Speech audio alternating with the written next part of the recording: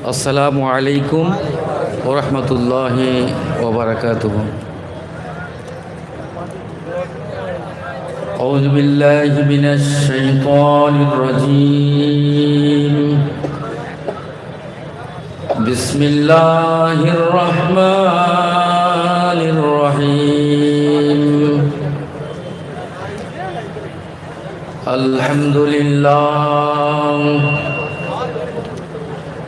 الحمد لله نحمده ونستعينه ونستغفره ونعوذ بالله من شرور أنفسنا ومن سيئات أعمالنا. من يهده الله فلا مضل له ومن يضلله فلا هادي له. ونشهد أن لا إله إلا الله وحده لا شريك له.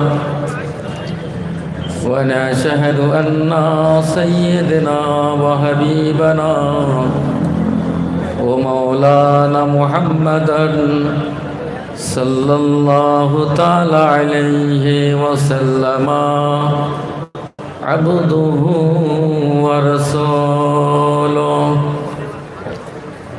فقد قال الله تعالى في كلامه المجيد والفرقان الحميد. بسم الله الرحمن الرحيم. إن أكرمكم عند الله أتقاكم. وقال الله تعالى أيضا في كتابه مخبرا وآمرا. بسم الله الرحمن الرحيم. لا تقنطوا من رحمة الله إن الله يغفر الذنوب جميعا إنه هو الغفور الرحيم.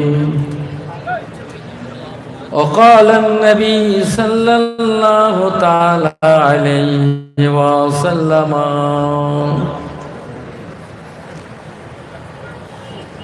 اتقوا فراسة المؤمن فإنه ينجر بنور الله. وقال الله تعالى أيضا في شان حبيبه إن الله وملائكته يصلون على النبي يا أيها الذين آمنوا صلوا عليه وسلموا تسليما. اللهم কি জোরে জোরে সুবহানাল্লাহ পড়ে গোলাপ বসে গেছে নাকি আপনাদের? নবীর প্রতি দরুদ একটু মহব্বত সঙ্গে পড়ে না, গোলা চেঁচিয়ে কিছু হবে না যদি আন্তরিকতা ভক্তি না থাকে। নবীর প্রতি মহব্বত যে যতই পড়বে আল্লাহ তার দিলের মধ্যে মহব্বত আল্লাহ বৃদ্ধি করে দেবে। বলুন সুবহানাল্লাহ। এইবার নবীর প্রতি মহব্বত সঙ্গে একটু দরুদ পড়ি।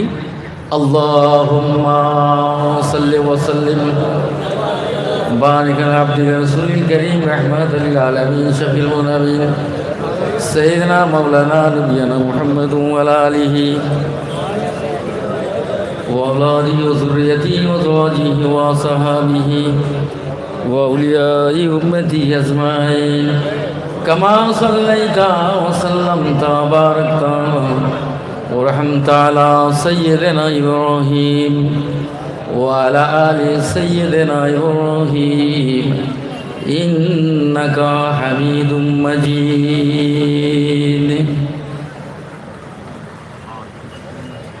ইয়া নবী মুহাম্মদ, ইয়া রাসূল মুহাম্মদ, ইয়া নবী মুহাম্মদ, ইয়া রাসূল মুহাম্মদ, তুমি মোর শাফাত, তুমি মোর শাফাত। ইয়া নবী মুহাম্মদ, ইয়া রাসূল মুহাম্মদ, তুমি মোর শাফাত, তুমি মোর শাফাত। পেলে দিদার একটিবার, পেলে দিদার একটিবার, তোমাকে খোদার কসম, কলিজার খোম দিয়ে তখন মুসাবো তোমার কদম। ইয়া নবী মুহাম্মদ, ইয়া রাসূল মুহাম্মদ, তুমি মোর শাফাত, তুমি মোর শাফাত। পেলে দিদার একটিবার, পেলে দিদার একটিবার, তোমাকে খোদার কসম, কলিজার খোম দিয়ে তখন মুসাবো তোমার কদম। ওয়াইস কুরুনি দেখিনি, নবীর ইশকে ভাঙলো সবিদাত, তুমি মোর শাফাত, তুমি মোর শাফাত, তুমি মোর শাফাত। ইয়া নবী মুহাম্মদ, ইয়া রাসূল মুহাম্মদ, তুমি মোর শাফাত, তুমি মোর শাফাত। আল্লাহুম্মা সাল্লি ওয়া সাল্লিম বারিক আলা আবদিকা রাসূলিল কারীম রাহমাতাল লিল আলামিন শাফিউল আমিন সাইয়্যিদিনা মাওলানা নবিয়্যিনা মুহাম্মদ ওয়া আলা আলিহি ওয়া আওলাদিহি ওয়া যুররিয়্যতিহি ওয়া যাওজিহি ওয়া সাহাবিহি ওয়া আউলিয়া উম্মতি আজমাইন কামা সাল্লাইতা ওয়া সাল্লামতা ওয়া বারাকতা ওয়া আমতা আলা সাইয়্যিদিনা ইব্রাহিম ওয়া আলা আলি সাইয়্যিদিনা ইব্রাহিম ইন্নাকা হামিদুম মাজিদ। প্যারে হাজিরানে মজলিস, আজকে এই মজলিসের রৌনকবক্স মেহমান মুআজ্জাজ মুহতারাম ওলামায়ে কেরাম, সামিঈন শ্রোতাবিন্দু, আমার মুর্শিদের তৌহিদের জনতা, প্রতি বৎসরের ন্যায় এবছরেই এই সন্ধ্যালিয়া মাঠে, স্কুল মাঠে যে উর্সিকুল মজলিস অনুষ্ঠিত হয়েছে, আর আমি কেবল আমার মুর্শিদের আদর রক্ষার্থে আপনাদের সম্মুখে দাঁড়িয়েছি। শুধু হুকুম জাস্ট পালন করা, কিছু বলার সময় সাপেক্ষ, কারণ প্রত্যেক মানুষের কাজে কামে ব্যস্ত, আমরা আরাম প্রিয়। রাত যখন গভীর হয়ে যায় তখন আর থাকে না, সব নিস্তেজ হয়ে যায় আমরা।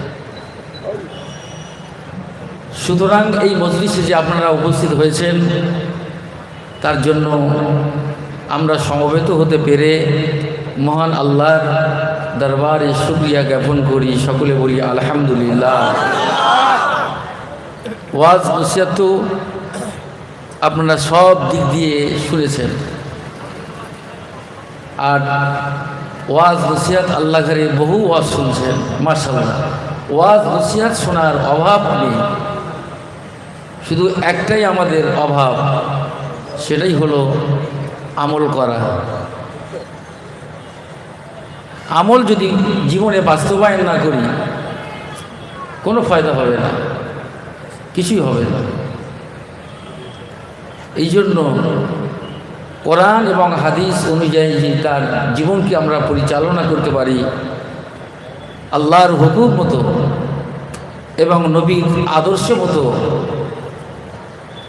বর্তমান জামানার কামেলিনের নির্দেশ মতো যদি আমরা চলতে পারি, তাহলে আমরা নাজাত পাব, সঠিক পথ পাব, যে সিরাতে মুস্তাকিম, যার ডেস্টিনেশন হলো জান্নাতুল ফেরদাউস, আল্লাহর দয়ার জান্নাত। আজকে যেই মজলিস, এত বড় মজলিস, উদ্দেশ্যটা আমাদের কি, কেন এসেছে? উদ্দেশ্যটা একমাত্র আল্লাহকে খুশি করার জন্য। আমি বলবো না আপনাকে সুবহানাল্লাহ বলতে, কারণ অনেক সুবহানাল্লাহ আপনারা করেছেন, গলা ফুটে গেছে, আমি আপনাদের কষ্টও দিতে চাই। যাদের আবেগ থাকবে, মহাব্বত, হৃদয় যাদের ভালোবাসা থাকবে, আন্তরিকতা থাকবে, তারা বলতে পারে, নাও পারে। এত বড় একটা মজলিস, মোতাবারাক মজলিস, কোরআনী এবং নূরানী মজলিস। বয়ান আমরা করি অনেকে, কিন্তু খলিফা যে 4টে খলিফা, কিন্তু আবু বকর সিদ্দিক রাদিয়াল্লাহু তাআলা আনহু, তার একটা কোয়ালিটি আলাদা। এটা ভাববেন, ওমর ফারুকের কোয়ালিটি আলাদা, উসমান গনির কোয়ালিটি আলাদা, আলী কারামাল্লাহুর কোয়ালিটি আলাদা। তবে তারা খোলাফায়ে রাশিদিন রয়েছে না। আবু বকর বড়, এই বলে যে উসমান, ওমর ফারুক, আলীকে ছোট করো না, সব একই পর্যায়ের মানুষ। এটি জোরে হবে, কিন্তু আমাদের একটু চিন্তা করতে হবে, একটা ইনসাফ আমাদের করতে হবে। কারণ মানুষ মানুষকে কিছুটা সহানুভূতি, একটু ভালোবাসা, প্রেম, মহব্বত রাখতে হবে। তার মানে আমরা সব তো ভুলে যাচ্ছি। কারণটা কি? আমাদের মধ্যে বিভাজন তৈরি হয়ে যাচ্ছে। আর জামানার মুর্শিদ সুফি আজম গাছি রহমতুল্লাহ আলাইহ, তিনি এক করতে চাইছেন, এক করতে চাইছেন।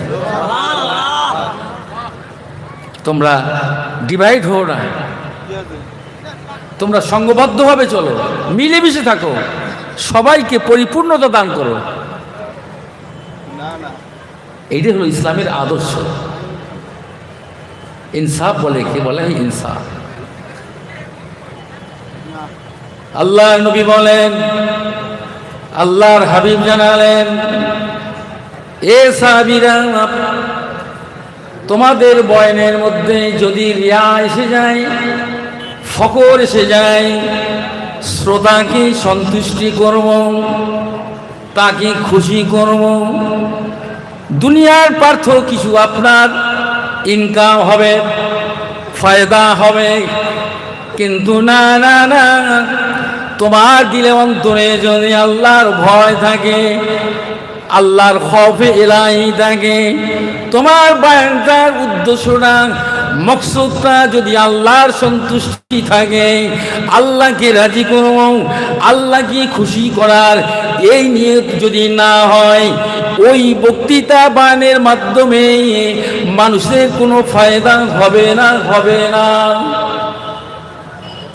আল্লাহ রাসূল বলেছেন, সাহাবীরা রে, তোমরা নিজেকে আগে সংযত হয়ে যাও, ওয়ালা তাকুলুনা মা লা তাফআলুন, অপরকে বলতে যেও না, যেও না যে তুমি নিজে যেটা করছো না। আমি নামাজের কথা বলবো, সুদের কথা বলবো, হারামের কথা বলবো, অবৈধ কথা বলবো, কিন্তু না, কিন্তু আমি আবার অবৈধভাবে চলাফেরা করব, ওই ওয়াজ নসিহতটা আল্লাহর কাছে কোনো মূল্য নাই। ইন্না আকরামাকুম ইনদাল্লাহি আতকাকুম। দুনিয়ার মানুষ তোমরা মনে করো বড় সায়েন্টিফিক যারা হয়েছে, কবি হয়েছে, দার্শনিক যারা হয়েছে, যারা বড় বড় উচ্চমান পদস্থ অফিসার যারা হয়েছে, আমরা মনে করি তারা বড়, সব থেকে বড়। আল্লাহ বলছে না না না, আমার কাছে সব থেকে মর্যাদাবান, আমার কাছে সব থেকে শ্রেষ্ঠ ওই ব্যক্তি, ইন্না আকরামাকুম ইনদাল্লাহি আতকাকুম, যে যে যার মধ্যে তাকওয়া পরেজগারি আছে, আল্লাহর ভয় যার অন্তরে রয়েছে। এই দিলে যদি অন্তরে ভয় না থাকে কিছু হবে না। ওয়াজ, নসিহত, জলসা, মিলাদ, মাহফিল, তরজমানে ইসাল, সব কত ইউটিউবের বয়ান নেবেন বলেন, ঘরে ঘরে ওয়াজ হচ্ছে, হেদায়েত হবে? আর কামেল মুর্শিদের হুকুমে এই মজলিসে এসে বসে যাও, আদবের সঙ্গে বসো, 100 বছরের বেরিয়ার ইবাদতের সব আল্লাহ তার নামে আমলে দান করবেন। 100 বছর আমরা বাঁচবো, কোনো গ্যারান্টি নেই। এই জন্য আলেমদের সমঝোতা হতে হবে। এই সাধারণ মানুষ আপনারা, আপনাদের মাপ আছে, আমাদের মাপ নেই। আমরা জেনে বুঝে যদি খারাপ করি, অন্যায় করি, ভুল করি, সুদ খাই, ঘুষ খেয়ে ফেলি, ক্ষমা হবে না। আল্লাহ যদি মেহেরবানি করেন, দয়া যদি করেন, অনুগ্রহ যদি করেন তবে, নচেত আমাদের কোনো পরিত্রাণ না। এই জন্য এ দরবার মাজালিসুল কোরআনী ও মাজালিসুল্লাহ, যেটা কোরআনী মজলিস, সেটা হলো আমার আল্লাহর মজলিস। জুড়ে হবে। এই মজলিসটা সম্পূর্ণ আল্লাহর হুকুম মতো এই মজলিসটা কায়েম হয়েছে। ইচ্ছা অনুযায়ী এই সন্দালিয়া কমিটি বিন্দুরা করেনি, আল্লাহর হুকুমে হয়েছে। কামেল মুর্শিদের ইজাজত নিয়ে কে যাবেন, কে বয়ান করবেন, সব হুজরা পাখি থেকে আমার মুর্শিদ সব তিনি দেখতে পাচ্ছেন। জোরে বলেন। সে চোখ আমাদের নেই। এই মহাব্বত, ভালোবাসা, এস ইত্তাকু ফিরাসাতাল মুমিনি ফাইন্নাহু ইয়ানজুরু বিনুরিল্লাহ। এ সাবিরা, তোমরা আল্লাহর ওলিদের অন্তর চক্ষু থেকে দূরে থাকো। কেননা আল্লাহর ওলি যারা হয়ে যায়, আল্লাহ আশিক বান্দা যারা হয়ে যায়, আল্লাহর নূরের তাজাল্লির ভিতর দিয়ে দেখতে পায়। আল্লাহ তাদের পাওয়ার দিয়েছে, ক্ষমতা দিয়েছে। আপনি কি মনে করেন? কাউকে এত মনে করো না, ছোট মনে করো না। ও কি করবে, কি বয়ান করবে, সব তো জানা আছে তো। আমাদের বুঝতে পারলেন না?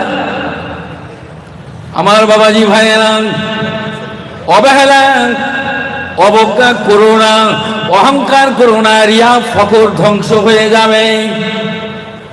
হযরত বেলালকে দেখে তার কাছে ঘেঁষতো না কতগুলো সাহাবী। এ যুবকেরা, জওয়ানেরা, শুনে রেখে দাও, জেনে রেখে দাও, আমার নবীর আদর্শটা কত কেমন আদর্শ দেখো। নবী হলেন আমাদের মডেল। এই আদর্শ আমাদেরকে নিয়ে যেতে হবে। নাক মোটা, তার চাপালি গর্ত ছিল, এত কালো, এত কালো, নিগ্র মানুষ। বেলাল কাছে ঘেঁষতো না মানুষ। হযরত বেলাল রাদিয়াল্লাহু তাআলা আনহু মসজিদে নববীর কোণে বসে বসে কাঁদতে লাগলেন। এ বেলাল, তুমি কেন এমন করে কাঁদছো? কি হয়েছে? কেউ কিছু বলেছে নাকি? ইয়া রাসূলুল্লাহ, হাবিবাল্লাহ, আমি কালো বলে আমাকে অনেকে অপমান করে আমার কাছে ঘাসে নাই। এ বেলাল, তুই আমার কাছে আসবি না। অবজ্ঞা করে, অবহেলা করে, ঘৃণা করে তারা। এই যুবকেরা, জওয়ানেরা, আল্লাহর হাবিব, আল্লাহর রাসূল তখন সাহাবীদেরকে বসান, হাজার হাজার সাহাবী বসে রয়েছেন। আল্লাহর নবী, বিশ্ব নবী জনাবে মুহাম্মদ সাল্লাল্লাহু তাআলা আলাইহি ওয়াসাল্লাম পকেট থেকে একটা খরমা খাজুর বার করলেন। এ বেলাল, চলে এসো বাবা, চলে এসো। এই খরমা খাজুরটা তুমি অর্ধেক খাবে, আর অর্ধেকটা আমার জন্য রেখে দিবে। বেলাল ওই সময় বলেন, ইয়া রাসূলুল্লাহ, ইয়া হাবিবাল্লাহ, না না না, তা হতে পারে না। আপনি হলেন রাহমাতুল লিল আলামিন, আপনি হলেন শাফিউল মুসলিমিন, আপনি হলেন সাইয়্যিদুল আম্বিয়া। হুজুর, আমি বেলাল, সবাই আমাকে ঘৃণা করে, অবজ্ঞা করে, অবহেলা করে, আমার ঝুট আপনি খাবেন তা কোনোদিন হতে পারে না। আল্লাহর হাবিব বলেছেন, এ বেলাল, তবে শোনো, তোমার বিরুদ্ধে যারা বিরুদ্ধচারণ করে, তোমাকে খারাপ বলে, তোমার কাছে ঘেঁষে নাই কালো বলে, কিন্তু না না না বেলাল রে, তোমার ছোট আমি নবী রাসূলুল্লাহ খেয়ে সাহাবীদেরকে প্রমাণ করে দিয়েছিলেন, এ সাহাবীরা, তোমরা বেলালকে দেখে ঘৃণা করো, আর দেখো আমি নবী রাসূলুল্লাহ বেলালের ঝুটা আমি খেয়ে নিয়েছি, প্রমাণ করে দেখিয়ে দিয়ে গেছি। ইসলামের এই আদর্শটা যদি আমাদের ঘরে থাকতো, আজকে এই অবস্থা হতো? আজ কেন দলাদলি হবে না? আজ আমাদের তো ঐক্য, সংঘবদ্ধ, মিল, মহব্বত, ভ্রাতৃত্ব আমরা হারিয়ে ফেলতেছি। বুঝতে পারলেন না কথা? বেশি আমি আগে যাব না বাবা, শুধু মহব্বত নবী পরিচয় করে দিল, তোমরা কালো বলছো, ঘৃণা করছো, ছোট মনে করছো না। এ সাহাবীরা, আমি নবী শুধু ওনাকে ভালোবাসি না, আমার আল্লাহ ওকে বেশি ভালোবাসে। বয়ানতে শুনে গেছেন তো, আমি ওদিকে যাবো কেন? কিন্তু বয়ান নাই, অনেক বয়ান আছে। আল্লাহ আমাদেরকে সে জ্ঞানও দিয়েছে কামেল মুর্শিদের দোয়া, আল্লাহর রহমতে বহু কিতাব আমরা মোতালা করি, দেখি, বুঝি, জানি, কিন্তু এটাই নয়, নিজেকে আমরা যদি বড় মনে করি কিন্তু হবে না। এই সামান্য যদি রিয়া ফখর যদি আমরা অন্তর থাকে, মান ক্বালা ফি কলবিন মিসকালান খারদালিন মিন কিবারিন ওয়াদখালাহু নারান, তোমার মধ্যে যদি মিসকাল পরিমাণ যদি অহংকার থাকে, ওই অহংকারটা তোমার জাহান্নামের দিকে টেনে নিয়ে যাবে। এ সাহাবীরা, তোমরা যে আমলটা করবে মানুষের মনোরঞ্জন করার জন্য নয়, মানুষকে খুশি করার জন্য নয়, একমাত্র আমার আল্লাহকে খুশি করো, আল্লাহকে খুশি করো, তাহলে আপনি কিছু পাবেন, নচেত কিছু হবে না। একটা মহিলা আল্লাহ রসুলের কাছে আসলো, ইয়া রাসূলুল্লাহ, হাবিবাল্লাহ, আমার স্বামী তো জিহাদের মাঠে চলে গেছে। শোনেন, জিহাদের মাঠে তো গেছে, তো আমি দেখছি যে একটা মৌমাছি পোকা আমার গায়ে পড়লো, আমার শরীর টাচ করে মারা গেছে। হুজুর, এর স্বপ্নের তাবির কি হবে? আমি স্বপ্ন দেখলাম, আল্লাহ রসুল বলছে তোমার স্বামী জিহাদে শহীদ হয়ে গেছে। আল্লাহ রসুল বললেন, দেখুন, শোনেন, কথাটা ভালো শুনবেন। তো মহিলা এই কথাটা শুনে একটু কাঁদছেন, যেহেতু স্বামী তো শহীদ হয়ে গেছে। ভালো, আল্লাহ রসুলের দরবার থেকে চলে যাচ্ছে, যেতে যেতে হযরতে আবু বকর সিদ্দিক রাদিয়াল্লাহু তাআলা আনহুর সঙ্গে সাক্ষাৎ হয়ে গেল। একটু জোরে বলুন না সুবহানাল্লাহ। তো আবু বকর সিদ্দিককে বলছে, মহিলাকে বলছে, বাবা কোথায় গিয়েছিলে? আল্লাহ রসুলের দরবারে। কি ব্যাপার? তো বলছে, আমি একটা স্বপ্ন দেখেছি যে আমার স্বামী শহীদ জিহাদের মাঠে গেছে, একটা মৌপোকা মৌমাছি আমার গায়ে পড়লো, পড়েই মারা গেল। এ স্বপ্নের তাবির কি হবে? তো আল্লাহ রসুল বলেছে, মা, তোমার স্বামী জিহাদের মাঠে শহীদ হয়ে গেছে। আবু বকর সিদ্দিক রাদিয়াল্লাহু তাআলা আনহু এই স্বপ্নের কথাটা হযরত আবু বকর সিদ্দিক রাদিয়াল্লাহু তাআলা আনহুর কাছে এই কথাটাই পেশ করলো। তো আবু বকর সিদ্দিক রাদিয়াল্লাহু তাআলা আনহু বলছে যে, মা, তুমি যে স্বপ্ন দেখেছো এই স্বপ্নের তাবির হলো এই যে তোমার স্বামী জিহাদের মাঠ থেকে গাজী হয়ে ফিরে আসবে। জোরে বলুন না, জীবিত হয়ে জিন্দা হয়ে ফিরে আসবে। এ কেমন কথা? আল্লাহ রসুল বলছে এক, আর আবু বকর সিদ্দিক বলছে আর এক। তাহলে কথাটা ভালো করে বুঝবেন। অ্যাটেনশন প্লিজ, মনোযোগ দিতে হবে এক কথা। তো হিকমত যাদের আছে তারা বুঝবে, এত সহজ নয়। কিন্তু তাই বলে কি ছোট করা নয়। ওই রুমালিটা আল্লাহ নবী দরবারে চলে গেলেন। ইয়া রাসূলুল্লাহ, ইয়া হাবিবাল্লাহ, স্বপ্নের তাবির আপনি করে দিয়েছিলেন।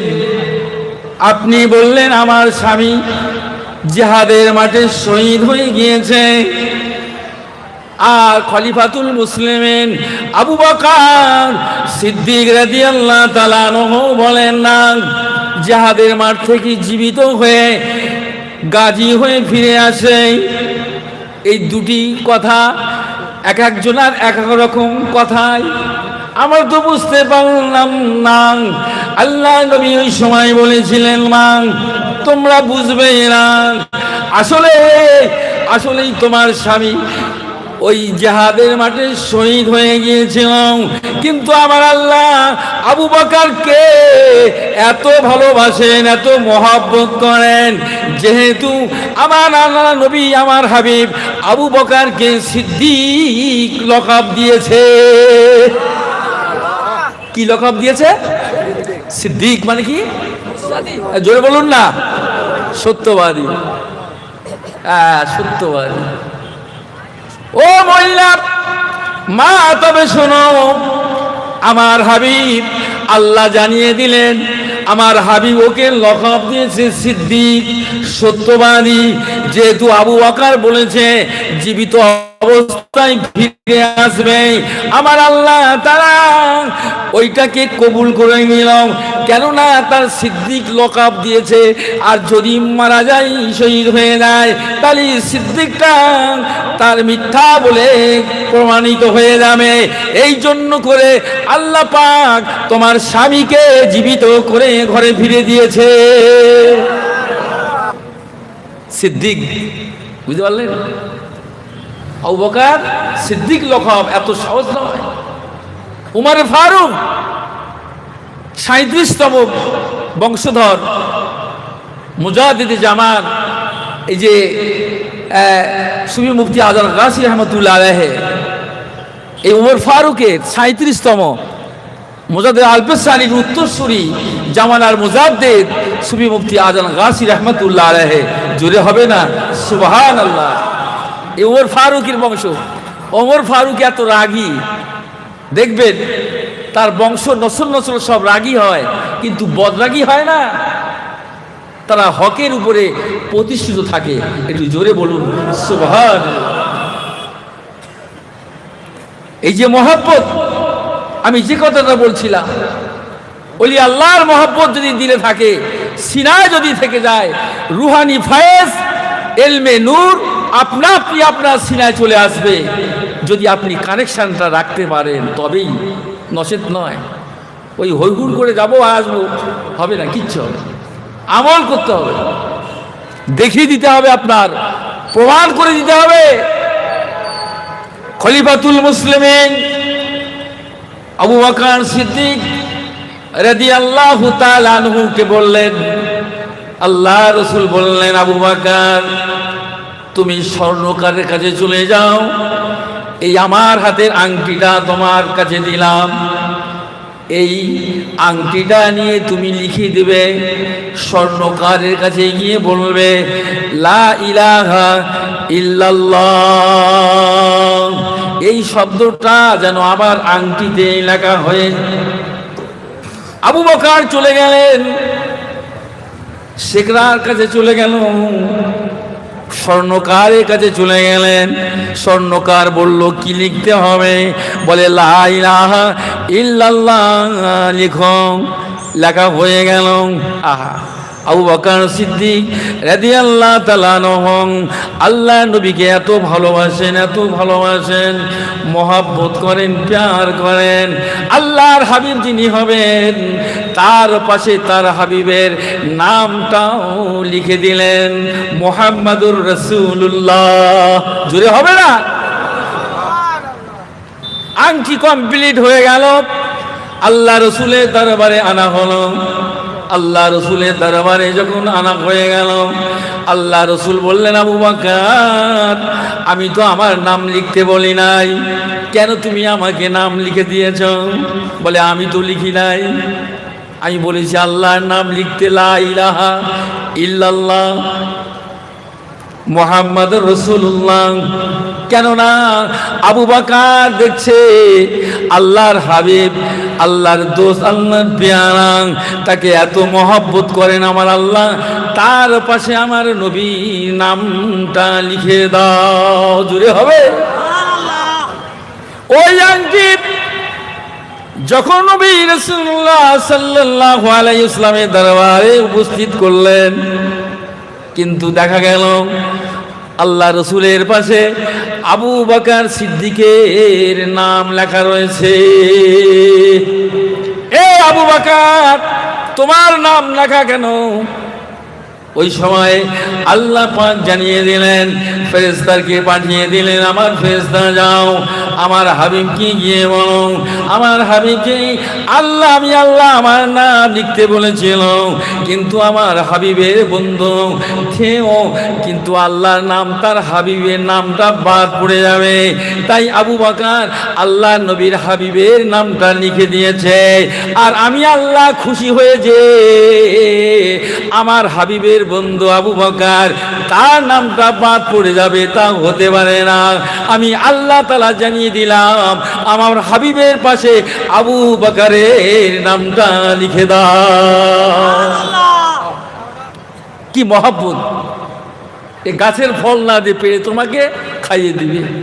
আল্লাহ ভালোবাসেন, আল্লাহ রসুলকে ভালোবাসেন। আপনি কি মনে করেন এখানে অনেক আল্লাহওয়ালা থাকতে পারে, আল্লাহর ওলিয়া বসে আছে, নেককার আছে, পরেজগার দিনদার আল্লাহওয়ালা রয়েছে। এই জন্য আমার মুর্শিদ বলতেন যে বগের দলে বক থাকে, হরিণের দলে হরিণ থাকে, আর আল্লাহর অলির দরবারে আল্লাহর অলিরা থাকে। পুশিদা হুজুর কেবলার বয়ান তিনি বলতেন, দুনিয়ার কারখানায় ঘটি বাড়ি তৈরি হয়, আর আল্লাহর অলির দরবারে আল্লাহর অলি তৈরি হয়। আল্লাহর অলি তৈরি হয়ে যাচ্ছে। আপনি কি মনে করেন? সেই অন্তর্চক্ষু খোলার জন্য তিনি দিয়েছেন 4টি সবক দিয়েছে, 5 ওয়াক্ত নামাজ বিনা কাজা, এই কোরআনী ওজিফা, হালাল রুজি এবং তাকওয়া পরহেজগারি, এই 4টি জিনিস যদি আমল আমার জীবনে করতে পারি ইনশাআল্লাহ তাআলা, তাহলে তার দিলে কলব এবং রুহানি ফয়েজ আল্লাহর তরফ থেকে আসবে। একটু জোরে হবে না? এই যে পুশিদা হুজুর কেবলার তিনি যখন গদ্দিনশীল ছিলেন, সাবর সিংপুর রহমতুল্লাহ আলাইহ, তো এক পীর ভাই গেছে হজ পাকে, তো দেখছেন কাবা শরীফের সামনে যে পুশিদা হুজুর কেবলা সাবর সিংপুর রহমতুল্লাহ আলাইহ তিনি আমার সামনে দেখতে পাচ্ছেন যে আমার সামনে তিনিও তওয়াফ করতে লেগেছে। মুজদালিফায় গেছে, সেখানে দেখে তাই আরাফাতের মাঠে গেল, সেখানে দেখলো নবীর মাজার মুকাদ্দাসে জিয়ারত করছে, সেখানে হুজুর জিয়ারত করতে লেগেছে। জোরে হবে? আল্লাহর ওলিদের পাওয়ার কত! তো তিনি ফোন করলেন যে একবার দেখো তো মার্কেট স্ট্রিটে আমার মুর্শিদ সাবর শরীফুর রহমতুল্লাহ আলাইহ হুজরা শরীফে আছে কি। তিনি জোহরে নামাজ পড়তে গিয়ে দেখে যে হুজরা শরীফ থেকে বার হয়ে জোহরে নামাজের ইমামতি করতে লেগেছে। এই যে স্পিরিচুয়াল পাওয়ার, আধ্যাত্মিক ক্ষমতা একমাত্র আল্লাহ পাক তাদের দান করে, তারা সারা পৃথিবীতে ভ্রমণ করার ক্ষমতা রাখে। ভ্রমণ করার ক্ষমতা রাখে তারা, সে ক্ষমতা তাদের আছে বলেই তবেই নাই যে আমরা যে এই যে দরবার, হক দরবার বলি আমরা, হাক্কানি দরবার, সত্যের দরবার, ন্যায় কল্যাণের দরবার, এ দরবারে যারা যাবে তারা হক হয়ে যাবে এবং ন্যায় প্রতিষ্ঠা করবে এবং সঠিক পথে পৌঁছাতে পারবে। তার ডেস্টিনেশন একমাত্র আল্লাহর দয়ার জান্নাতে চলে যাবে। জোরে বলুন না সুবহান। আল্লাহ বলেছে ফাদখুলি ফি ইবাদি ওয়াদখুলি জান্নাতি। আমার ইবাদতকারী বান্দা যারা হবে, আমার আশিক বান্দা যারা হবে, অবশ্যই অবশ্যই আল্লাহর দয়ার জান্নাতে প্রবেশ করবে। জোরে হবে না সুবহান। আমার বাবাজি ভাইয়েরা, এই যুবকেরা, জওয়ানেরা, সুফি মুফতি আজম কাশি রহমাতুল্লাহ আলাইহি চতুর্থ খলিফা যিনি গদ্দিনেছেন মৌজুদা মাস্টার সাহেব দামাত বরকত আলিয়ান, আল্লাহ পাক তাকে কত বড় নিয়ামত করেছেন, কত বড় আল্লাহ ওয়ালা করেছেন। ওই হুজরা শরীফে যাতা মানুষ থাকে না গো, থাকে না। পরীক্ষার উপরে পরীক্ষা দিতে হয়েছে, সেই সাধনা করতে হয়েছে, সেই ত্যাগ করতে হয়েছে, তবে না আল্লাহ ওয়ালা হতে পেরেছে। জোরে বলুন সুবহানাল্লাহ। আল্লাহ রসুলের দরবারে সাহাবীদের একটা একটা কাজ দিতেন। সুফি মুফতি আজম কাশি রহমাতুল্লাহ দরবারে সাবল শেখুর রহমাতুল্লাহ আলাইহি বলতেন, মাস্টার সাহেব চিঠি লিখতে হবে, চিঠি লিখতে হবে। সব পীর ভাই পীর বোনদের কাছে পাঠিয়ে দিত, চিঠি লিখে পাঠিয়ে দিত। দেওয়ার পরে হুজুর বললেন কখন লিখবেন, কখন কখন লিখবেন, কিভাবে লিখবেন কিছু বলেন নাই। এশার জামাত হয়ে গেল, উৎসুকুল হয়ে গেল, তাবারুক খেয়ে নিলেন। হুজুর আমার খাতা কলম নিয়ে ওই হুজরা শরীফে বসে রয়েছে। 12টা বেজে গেল, 1টা বেজে গেল, 2টো 2:30টা বেজে গেছে। হুজুর আমার পর্দা সরিয়ে দেখছেন যে গদ্দিনেশিন মজুদা মাস্টার সাহেবের দামাত বরকত আলিয়ান হুজুর খাতা কলম নিয়ে বসে রয়েছে। বলে কি মাস্টার সাহেব বসে আছেন? বলে হুজুর আপনি যে বললেন লিখতে, তাই আমি বসে রয়েছি লিখতে। লিখতে বললেন আপনি? ওলির উপরে ফরমান বারদারি কত, ওলি আল্লাহর হুকুমের উপরে তিনি কিভাবে ইস্তেকামাত ছিলেন, অটল ছিলেন, ওলি আল্লাহকে কিভাবে মহব্বত করেছিলেন, তবেই নাই তিনি আজকে সুলতানুল আরিফিনের দরজা পেয়ে গিয়েছেন। হ্যাঁ, এই চাটিখানি কথা নয়। হুজুরের হাতের লেখা এত সুন্দর, টাইপ হেরে যাবে, কম্পিউটার হেরে যাবে, এত সুন্দর লেখা। তো আমরাও দেখেছি যে হুজুর নিজে হাতটা ধরে বলছে, মাস্টার সাহেব এই হাতে এত সুন্দর লেখা, এই হাত এত সুন্দর লেখা। হুজুরের হাতে হাতে তিনি বায়াত হয়ে গেলেন। আল্লাহর ওলি ওলি সানাস, আল্লাহর ওলিরা ওলি চেনে, আল্লাহর ওলিরা ওলি চেনে।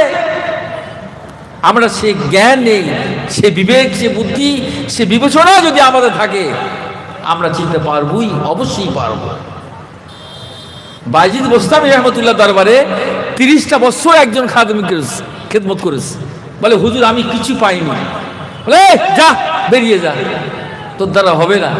তুই 30 বছর কেন, 300 বছর যদি আমার কাছে থাকিস তুই কিছুই পাবি না। কেন না, তোর মধ্যে রিয়া আর ফকর, অহংকার রয়েছে।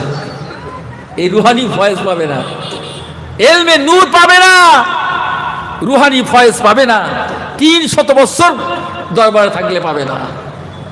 আর আমরা 2-4 দিন গিয়েই মনে করছি যে আমরা সব পেয়ে গেছি, সব পেয়ে গেছি। এত সহজ নয়। আবু বকর সিদ্দিক রাদিয়াল্লাহু তাআলা আনহু মসজিদে নববী শরীফে জামাত করে সাহাবীদের সামনে বসা হুজুর অজর নয়নি কাঁদতে লেগেছেন। চোখের পানি টাস টাস করে গড়িয়ে যায়। উমর ফারুক বলেন, হুজুর আপনি বলুন না কেন আপনি কাঁদছেন, আপনাকে কেউ কি কিছু বলেছে বলুন না। আমি উমর এই তলোয়ারের আঘাতে তার জীবনটা শেষ করে দেব, গর্দানটা চালিয়ে দেব। আবু বকর রাদিয়াল্লাহু তাআলা আনহু বলেন, এই উমর না না না, আমাকে কেউ কিছু বলে নাই, তবে উমর তবে শুনে রেখে দাও, গত রাত্রে আমি একটা খ্বব দেখেছি। আল্লাহ নবী, বিশ্ব নবী হাবিবুল্লাহ জনাবে মুহাম্মদ সাল্লাল্লাহু আলাইহি ওয়াসাল্লাম আমার কাছে আসলো, আমার মাথায় হাতটা বুলিয়ে দিয়ে কপালে একটা চুম্বন দিয়ে বলতে লেগেছে, ও আবু বকর, আমি আর কতদিন একা একা শুয়ে থাকবো? আবু বকর তুমি চলে এসো, আমি তোমাকে দাওয়াত করে গেলাম। এই জন্য হুজুর কাঁদছেন। এ আবু বকর ওই সময় বললেন, ও আল্লাহ নবীর সাহাবীরা, এই স্বপ্নটা দেখে আমি আর থাকতে পারি না। মালাকুল মউত কখন আসবে, এত কেন বিলম্ব করছে? আমি কিন্তু মউতের কথা ভেবে কাঁদি না, আমি মালাকুল মউত আমার প্রাণটা নিয়ে যাবে, আমি নবী রাসূলুল্লাহর পাশে শুয়ে যাব। এরকম নিয়ত কেউ করতে পারবে বলুন? আমাদের নিয়ত অন্য নিয়ত হয়ে যাবে। আবু বকর খলিফাতুল মুসলিমিন, আল্লাহ নবী সাহাবীরা বসা, হাজার হাজার সাহাবীরা বসে আছে। উমর কি বলে, এই উমর, আমার ইন্তেকালের বাদে মরণের পরেতে আমার জানাজাটা তুমি দিবে, তুমি জানাজা পড়াবে। এই উসমান গনি, তুমি আমাকে কাফনটা পরিয়ে দিবে। এ আলী, তুমি আমাকে গোসলটা দিয়ে দিবে। আলী বলেন, হুজুর আপনি একই কথা বলছেন, এত বড় বুজুর্গ সাহাবী থাকতে আমি আলী আপনার গোসলটা আমি দেব? আবু বকর সিদ্দিক তখন বলেছিল, ও আলী রে, তোমার হাতটা এত পবিত্র হয়ে গিয়েছে, কেননা বিশ্ব নবী দয়া নবী রাহমাতুল লিল আলামিনের জিসম মোবারক হুজুরকে তুমি গোসল দিয়েছিলে, তোমার হাতটা আল্লাহ নবী জিসম মোবারকে স্পর্শিত হয়ে আল্লাহর কাছে বড় দামি হয়ে গিয়েছে। এই জন্য তুমি আমার গোসল দিবে। এই উসমান, তুমি আমার কাপড়টা পরিয়ে দিবে। আর এই উমর ফারুক, তুমি আমার জানাজাটা পড়িয়ে দেবে। আর লাশ নিয়ে আল্লাহ রসুলের মাজার মুকদ্দাসে রেখে, খাটিয়ে রেখে সালাতু সালাম করে আমাকে জিজ্ঞাসা করবে, ইয়া রাসূলুল্লাহ, হাবিব আল্লাহ, আপনার বার্ধক্যকালের সঙ্গী, আপনার হিজরতের সঙ্গী, যৌবনের সঙ্গী আজ দুনিয়াতে নেই। আবু বকর, কোথায় একে কবর দিব? যদি আল্লাহ রসুল বলে তবে আমার রসুলের পাশে আমাকে কবর দিবে। কিন্তু বলছে, প্রথমবারে কোনো আওয়াজ আসে না, দ্বিতীয়বার আওয়াজ নেই, তৃতীয়বারের মাথায় আবু বকর ওমর ফারুক রাদিয়াল্লাহু তাআলা আনহু মনে করছে, হায় আবু বকর নিশ্চয়ই কোনো বিয়াদবি করে ফেলেছে। কোনো জবাব আসে না, কোনো কথা উত্তর আসে না। সবাই খাটিয়াটা তুলতে শুরু করে দেয়। এমন সভাতে মাজার মুকদ্দাস থরথর করে কেঁপে উঠে যায়, কবরটা থরথর করে কাঁপতে শুরু করে। আর ওই সময় একটা আওয়াজ ভেসে আসে, ওয়াদখিলিল হাবিবা মাল হাবিবে। এ উমর, নিয়ে এসো আমার বন্ধুর পাশে ঘুম পড়াইয়া দাও। কি নিয়ত তারা করেছিলেন!